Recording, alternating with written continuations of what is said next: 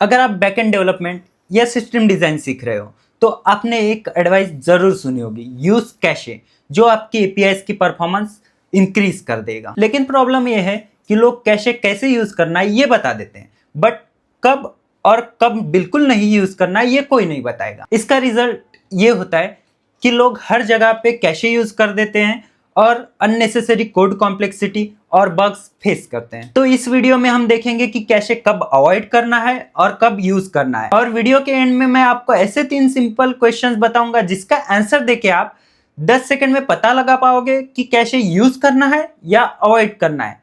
So let's get started with our video. So हम आ गए हैं हमारे स्क्रीन पे। तो सबसे पहले हम क्या देखेंगे, विदाउट कैशे हमारी जो सिस्टम है वो कैसे वर्क करती है।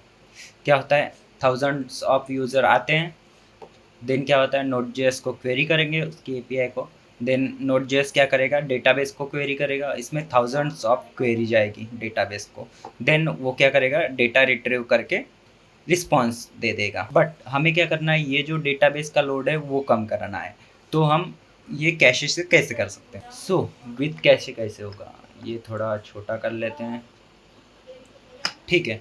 विथ कैशे हमारा वर्क फ्लो कैसा रहेगा वो देख लेते हैं हम। यूज़र आएगा, थाउजेंड्स ऑफ यूज़र आएंगे इस पे, देन नोड जेएस के एपीआई को कॉल जाएगी, देन क्या होगा, जो डेटा है वो चेक होगा किसमें, कैशे में, जो कि हम रेडिस से बना सकते हैं या नॉर्मल भी लोकल कैशे सेव कर सकते हैं, वो हम नेक्स्ट वीडियो में देखेंगे ही।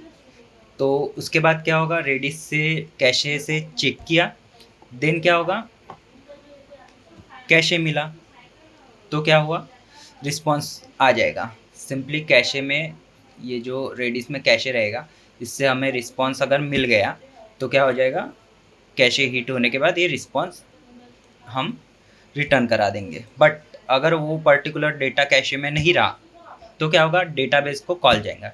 यहाँ पे क्या होगा, अगर कोई यूज़र ने, दूसरे कोई यूज़र ने ऑलरेडी डेटा फेच करके रखा है, मीन्स फर्स्ट यूज़र ने फेच करके रखा है, तो हम 5 मिनट का कैशे सेव करेंगे, तो 5 मिनट तक जो अदर यूज़र्स आएंगे, सपोज 10,000 यूज़र्स आ गए, तो उनको क्या मिलेगा, ये पर्टिकुलर कैशे में का डेटा मिल जाएगा। सो हमारा डेटा ऑलरेडी सेव्ड है 5 मिनट के लिए। सो यहाँ से हम क्वेरी करेंगे किसको, रेडिस को, और ये दे देगा हमारा डेटा। इससे क्या होगा, रिस्पॉन्स जो है वो फास्ट होगा, क्योंकि हमारा जो कैशे है वो किस पे सेव रहता है, रैम कंज्यूम करता है और रैम पे ही सेव रहता है। तो उसकी वजह से हमारा जो भी डेटा का फ्लो है और एपीआई बहुत फास्ट हो जाएगी। देन क्या होगा, अगर डेटा रेडिस के कैशे में नहीं है तो हम क्या करेंगे, डेटाबेस को क्वेरी करेंगे। इसमें क्या होगा, जो क्वेरीज 1000 जा रही थी डेटाबेस को, वो 1000 से ड्रॉप होके क्या हो जाएंगी, 4 या 5 क्वेरीज में कन्वर्ट हो जाएंगी। तो इससे हमारा जो डेटाबेस है वो क्वेरीज जो है वो ऑप्टिमाइज हो जाएंगी और हमारा एपीआई रिस्पॉन्स भी फास्ट हो जाएगा। देन हमने जैसे ही हिट किया डेटाबेस, इसको पहले तो रिस्पॉन्स दे देंगे हम। देन क्या करेंगे, रिस्पॉन्स देने के साथ ही हम वो जो डेटा है उसको कहाँ पे स्टोर कर देंगे, रेडिस के अंदर। यहाँ पे हम रेडिस के कैशे में सेव कर देंगे। तो क्या होगा, सेकंड टाइम जो यूज़र आएगा दूसरा कोई, तो वो क्या करेंगे, वाले जो रेडिस का कैशे है उसमें से डेटा ले सकता है और एपीआई बहुत फास्ट हो जाएगी। सो हम इसमें देखेंगे कि हम कौन से कंडीशंस में डेटा को कैशे कर सकते हैं या फिर डेटा को कहाँ पे कैशे नहीं करना चाहिए, तो वो हम देखने वाले हैं। सो हम कहाँ पे कैशे यूज़ कर सकते हैं, प्रोडक्ट लिस्टिंग्स पेज में। जैसे कि हमने एक प्रोजेक्ट बनाया है, यहाँ पे हमारा एक प्रोजेक्ट है जिसमें हमने ये सारे प्रोडक्ट्स ऐड किए हैं, ठीक है। तो इसमें ये जो लिस्टिंग आ रही है वो सारे यूज़र्स को दिखेगी, कोई भी यूज़र्स आएगा तो उनको यही वाली लिस्टिंग दिखने वाली है। और ये डेटा जो है फ्रीक्वेंटली चेंज नहीं होगा। जो डेटा फ्रीक्वेंटली चेंज होता है, जैसे बैंक बैलेंस है, वो डेटा हम कैशे में सेव नहीं करेंगे। बट ये जो प्रोडक्ट्स की लिस्ट है, ब्लॉग्स हैं, ये सारी जो चीज़ें हैं वो फ्रीक्वेंटली चेंज नहीं होती है, तो हम इसको क्या कर सकते हैं, कैशे के अंदर सेव करके रख सकते हैं और हमारी जो एपीआई है वो फास्ट चलेगी। सो ये हमने देख लिया है। सो हम कहाँ पे यूज़ कर सकते हैं, प्रोडक्ट लिस्टिंग में मैंने एक एग्जांपल दिखा दिया है। देन ब्लॉग पोस्ट के अंदर जो कि फ्रीक्वेंटली चेंज नहीं होते हैं, तो उसको हम 15 मिनट का कैशे बना के रख सकते हैं। देन क्या, डैशबोर्ड एनालिटिक्स, कोई पर्टिकुलर हमारा एनालिटिक्स की एपीआई है, उसके अंदर क्या है, फ्रिक्वेंटली एनालिटिक्स भी उतनी चेंज नहीं होती, तो हम क्या कर सकते हैं 5 मिनट के लिए कैशे में स्टोर करा सकते हैं एनालिटिक्स को, और देन नेक्स्ट टाइम जो सेम यूज़र आएगा तो उसको क्या होगा, हम क्या करेंगे वो डेटा दे देंगे, ताकि हमें बार बार वो जो एक्सपेंसिव क्वेरीज है वो ना करनी पड़े, क्योंकि हमें एनालिटिक्स जनरेट करने में डिफरेंट डिफरेंट क्वेरीज चलानी पड़ती है, एवरेज वगैरह जो एसक्यूएल की क्वेरीज है, या तो फिर दूसरा डेटाबेस यूज़ कर रहे हैं तो दूसरी कोई भी क्वेरी, तो वो हमें बार बार नहीं चलानी पड़ेगी। देन क्या कर सकते हैं वेदर एपीआईज में, करेंसी एपीआईज, ये जो वेदर एपीआईज ये 5, 10, 15 मिनट के लिए सेम ही डेटा रहेगा ना, तो इसलिए हम क्या कर सकते हैं वहाँ पे भी ये यूज़ कर सकते हैं कैशे। आप चाहे तो इसका एक प्रोजेक्ट बना सकते हैं वेदर एपीआईज के साथ, तो आपको बेटर अंडरस्टैंडिंग रहेगी। देन क्या रहेगा, करेंसी एपीआईज जो है, करेंसी तो चेंज नहीं होगी ना, तो उसके लिए अपन क्या कर सकते हैं, ये बना सकते हैं।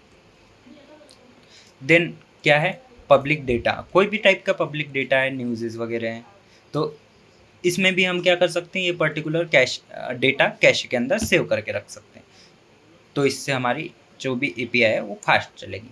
तो हम नेक्स्ट वीडियो में वगैरह इसमें से कोई चीज़ें करेंगे रेडिस की हेल्प से, ये सिर्फ अंडरस्टैंडिंग वीडियो है। देन कहाँ कहाँ पे हमें यूज़ नहीं करना है, फर्स्ट है ओटीपी जनरेशन, इसको कैश करके क्या करेंगे, कैशिंग में अगर दूसरे पर्सन को, सपोज यूज़र 1 है, एक यूज़र 2 है, तो अगर यूज़र 1 को और 2 को हम सेम ओटीपी तो दे नहीं सकते ना, तो ये बहुत वर्स्ट डिसीजन रहेगा अगर हमने यहाँ पे कैशिंग लगा दी।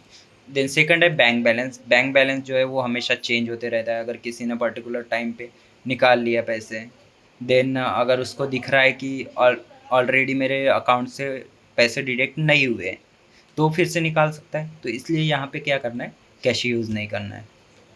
Then real time trading, trading वाली जो एप्स होती है उसके अंदर मीन्स अगर कोई रियल टाइम डेटा आ रहा है चेंज होते हुए, तो उसमें भी यूज़ नहीं करना है, स्टॉक प्राइजेस में और पेमेंट स्टेटस पे भी यूज़ नहीं करना है, क्योंकि रियल टाइम जो भी चीज़ें होती है वो इशू कर सकती है हमारे डेटाबेस में, और जनरली ये जो एपीआईज है वो उतनी फ्रीक्वेंटली कॉल नहीं होती है, ये भी एक रीज़न है कि ये ओटीपी वाली सिर्फ 1 टाइम कॉल होगी।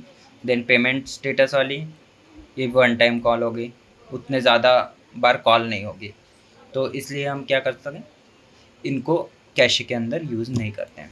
तो अब आपको कैशे यूज करने से पहले ये 3 क्वेश्चंस के आंसर करने हैं। क्या डेटा फ्रीक्वेंटली चेंज हो रहा है? अगर हाँ तो अवॉइड कैशे। क्या बहुत सारे यूजर्स सेम डेटा रिक्वेस्ट कर रहे हैं? अगर हाँ तो कंसीडर करो कैशे। क्या करंट डेटाबेस क्वेरी एक्सपेंसिव है? अगर हाँ तो कैशे परफॉर्मेंस को बहुत ज्यादा इंप्रूव कर देगा। अगर आपको ये 3 क्वेश्चंस के आंसर क्लियर है तो आप प्रॉपर जगह पे एक कैशे को यूज करोगे। अगर आपको वीडियो हेल्पफुल लगी हो तो वीडियो को लाइक करें, कमेंट करें हमारे वीडियो पे और सब्सक्राइब करें हमारे चैनल को। तो मिलते हैं नेक्स्ट वीडियो में।